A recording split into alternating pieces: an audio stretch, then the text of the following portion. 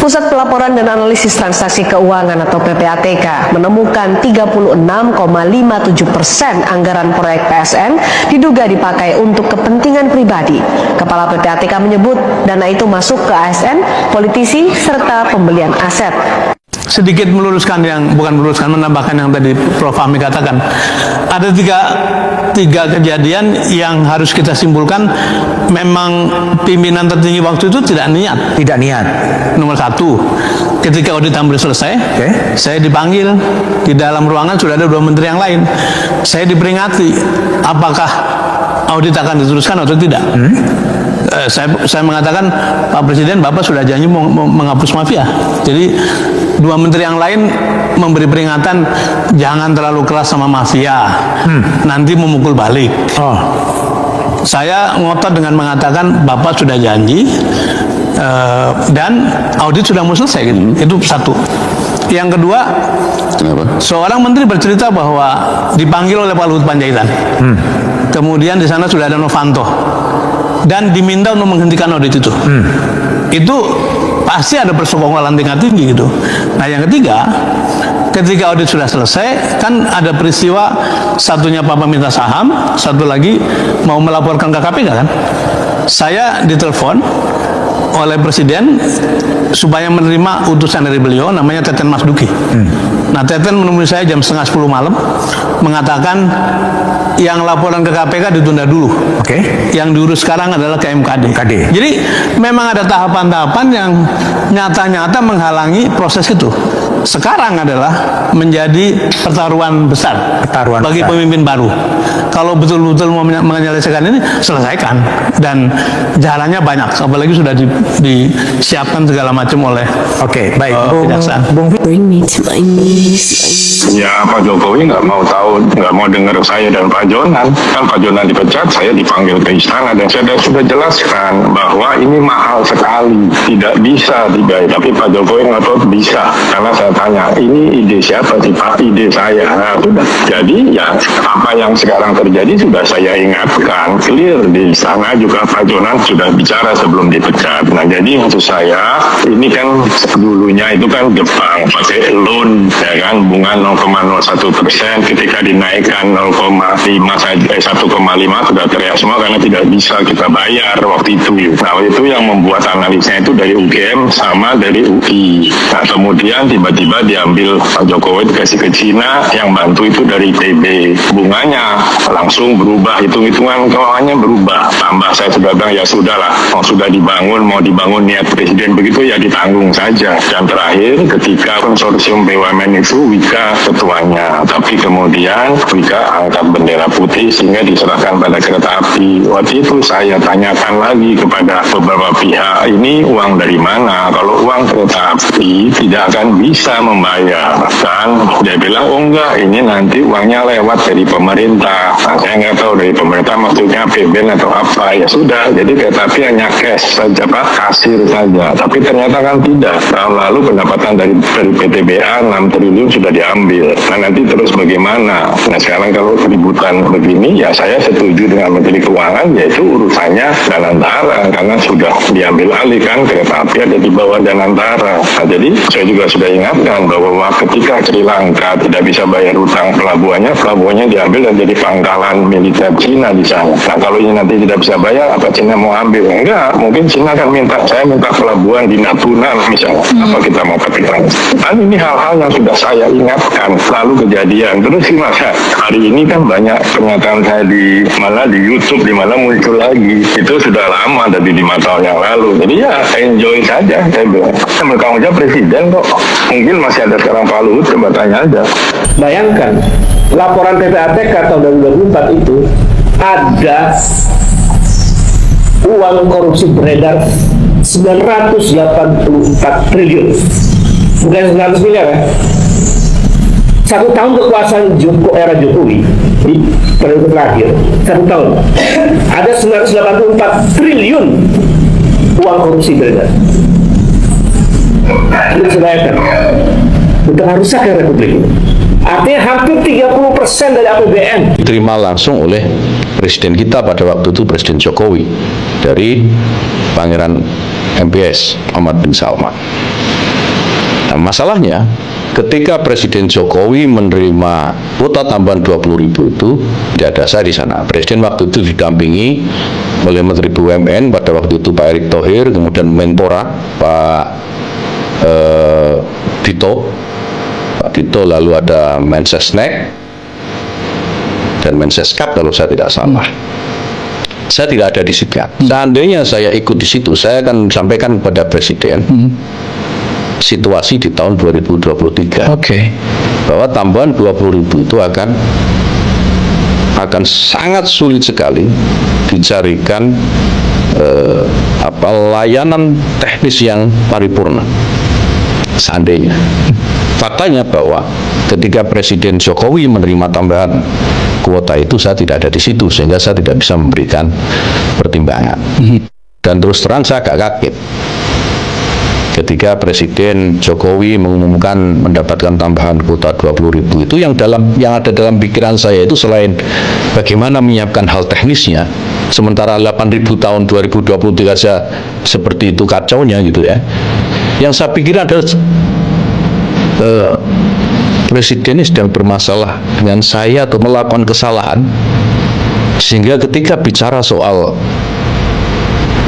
penambahan kuota haji, kok saya nggak diajak gitu. Tidak pernah terpikir sedikit pun di dalam pikiran saya, di dalam hati saya, dalam ucapan saya, bahwa saya akan mengambil keuntungan dari proses pembagian kuota 50-50. Jadi saya harus tegaskan, saya tidak menerima sepeser pun ya, dari proses pembagian kuota itu.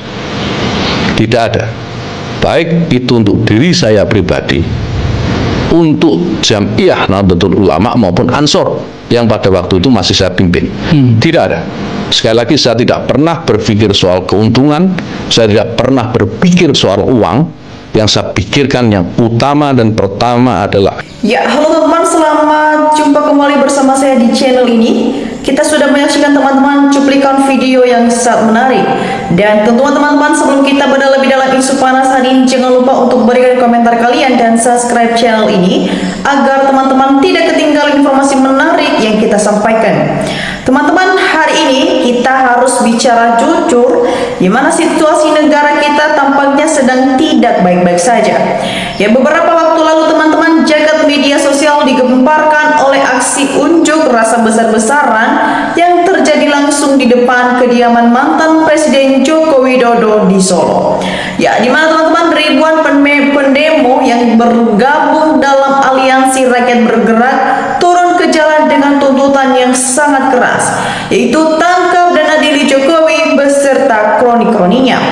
Ya teman-teman semua, gerakan People Power ini muncul bukan tanpa alasan. Rakyat merasa dikhianati oleh langkah-langkah politik mantan Presiden ke-7 yang dinilai masih terus melakukan cawe-cawe di pemerintah saat ini. Ya, ini mulai dari melenggengkan kekuasaan keluarga hingga masalah klasik yang sampai hari ini sengaja dibiarkan mengambang, yaitu kasus dugaan ijazah palsu.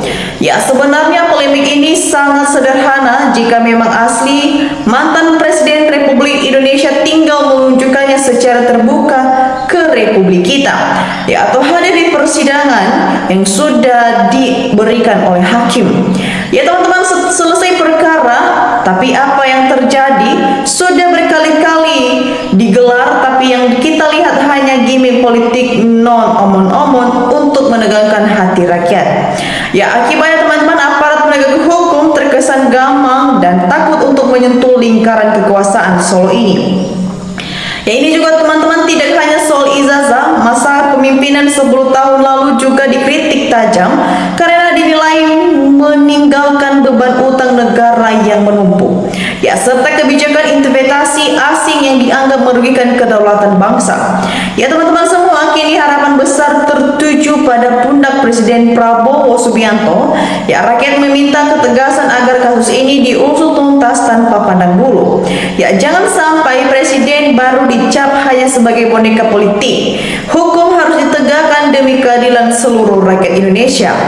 Ya teman-teman, Jika penegak hukum dan KPK juga tidak berani bergerak, tampaknya rakyat sendiri yang akan terus menyuarakan keadilan di jalan. Nah, teman-teman, bagaimana menurut tanggapan kalian mengenai aksi demo besar-besaran ini di Solo? Apakah tuntutan rakyat ini sudah sangat tepat? Ya teman-teman, mari kita bertukar pikiran secara sehat. Silakan teman-teman berikan argumen kalian di kolom komentar di bawah, dan jangan lupa teman-teman untuk share video ini ke teman-teman kita yang lain agar banyak yang melek akan politik. Ya teman-teman, di sini juga teman-teman kita melihat ada beberapa tanggapan netizen, dan mari kita lihat bersama teman-teman bagaimana perkembangannya. Ya teman-teman, di sini disampaikan oleh teman kita Lukmiati Dirs. Di sini dia berpendapat, mumpung masih hidup, Adilis sudah banyak bukti keberbrokan dan pengkhianatan terhadap bangsa dan negara. Ya teman-teman, kita lanjut. Roham Mahagus juga memberikan tanggapannya, kalau Allah sudah berkehendak pasti kun fayakun. Ya teman-teman, kita lanjut. Di sini juga teman kita Manusia Langit berpendapat, kalau sudah begini ngapain Joko Widodo masih hidup di bumi NKRI. Ya teman-teman, Sinti juga memberikan tanggapannya, rakyat bersatu, adili Joko Widodo, siapa yang melindungi tangkap, jelas Jokowi pengkhianat. Ya teman-teman, Haji memberikan tanggapannya, maju terus demo sampai Jokowi diadili. Ya teman-teman, Maskum juga memberikan tanggapannya, mantap, nepalkan aja, sudah waktunya rakyat mengamuk.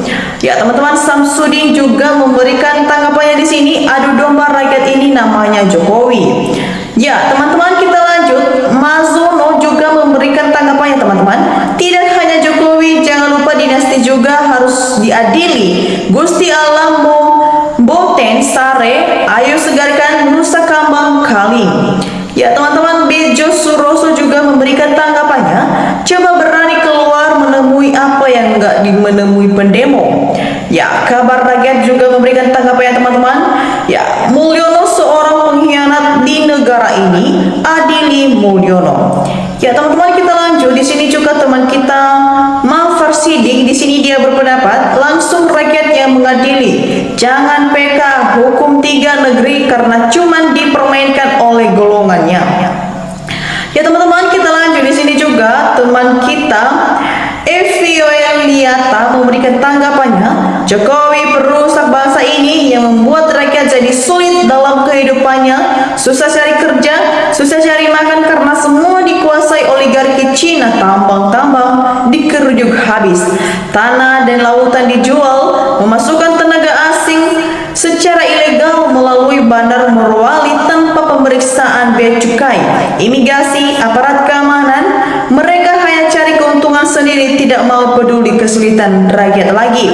Ya teman-teman, kita lanjut. Rasa Sarimi juga memberikan tanggapannya, ya adili Jokowi setuju dan antek-anteknya, termul-termulnya yang membela penjilat Jokowi dan pengacaranya diadili, jemboskan ke penjara semua. Ya teman-teman, kita lanjut. Bapak Haji juga memberikan tanggapannya, tegakkan hukum khusus untuk para pejabat, para koruptor, korupsi, garam duit negara, hukum mati saja, koruptor, musuh negara, habisi saja. Ya teman-teman, kita lanjut. Di sini juga teman kita Abdul Razak memberikan tanggapannya, wahai para pejabat, bekerjalah dengan menggunakan hati nuranimu. Dalam diri manusia ada 2 sifat yang Allah titipkan pada setiap manusia. Ingat itu, wahai para pejabat. Ya teman-teman, kita lanjut. Di sini juga teman kita Uslimar memberikan tanggapannya, sebenarnya aparat penegak hukum sudah harus bertindak dengan adil. Katanya keonaran yang sebenarnya, jangan sampai semakin banyak gelombang demo ini. Ya teman-teman, kita lanjut. Di sini juga teman kita Johnson memberikan tanggapan, mantap, tangkap si penjual negara itu dan keluarga dan kroni-kroninya. Ya teman-teman, disampaikan oleh teman kita Teteh Warung, doa buat para pendemo semoga selalu dalam lindungan Allah.